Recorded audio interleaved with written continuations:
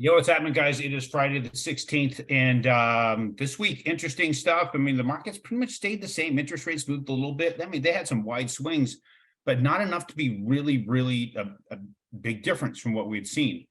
And man, we got folks calling us up saying, hey, we heard rates went down. The news said the rates went down, shooting us news articles.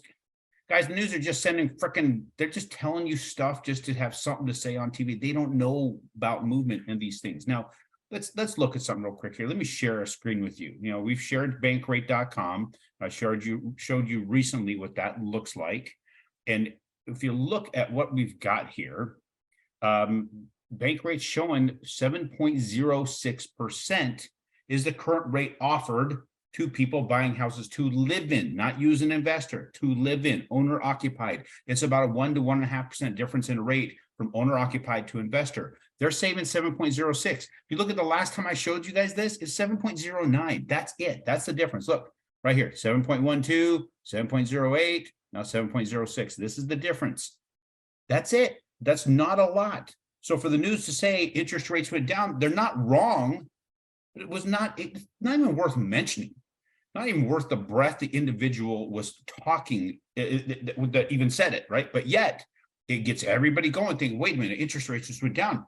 What are we going to do here? Now, same folks when it talks to they're talking about the interest rates going down are the same ones that are saying, hey, how come your rates still seem the same? Because they haven't gone down that much. Let's look at our mortgage-backed securities here. Let's see what these charts look like. Now, look here, right? We've got where we are right now. This was yesterday. We're at the highest point that we have seen since back in basically the 18th of last month, a month ago. The highest point we've been since then.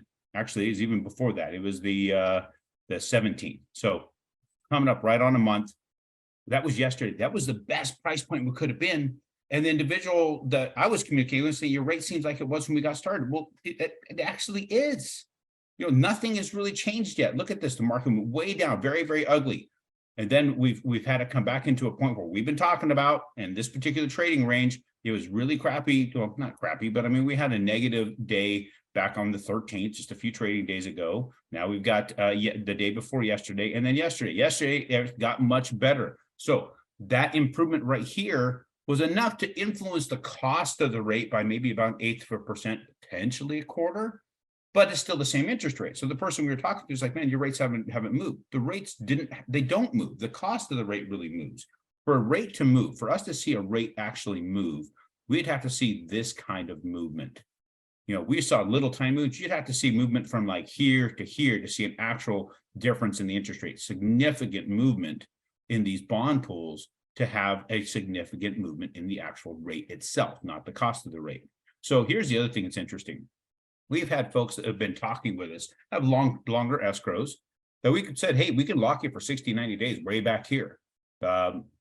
Look at where the rate would have been. We've been in a lot better position because I kept saying, hey, we're up in here. We're just above the 200-day move average. You better lock. They keep hearing other lenders saying, well, the rates are probably going to go down. No, they're not.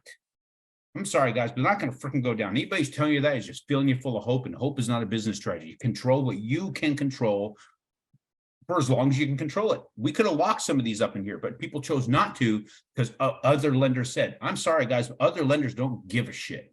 Other lenders want to close a deal right now. We're trying to help guide you into a market that we understand. I've been staring at this crap since the late 90s, early 2000s.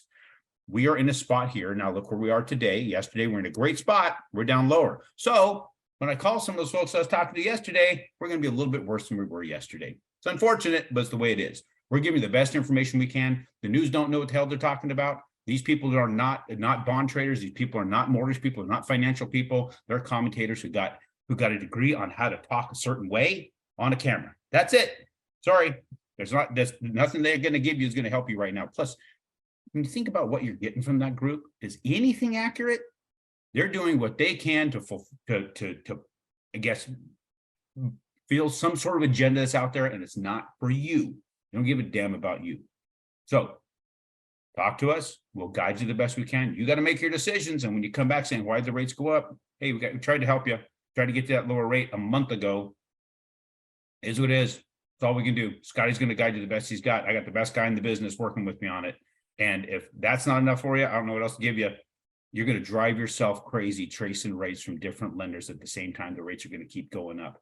You might just want to get a good solid group of people to work with, stick with them, and quit chasing your ass around all over the damn place.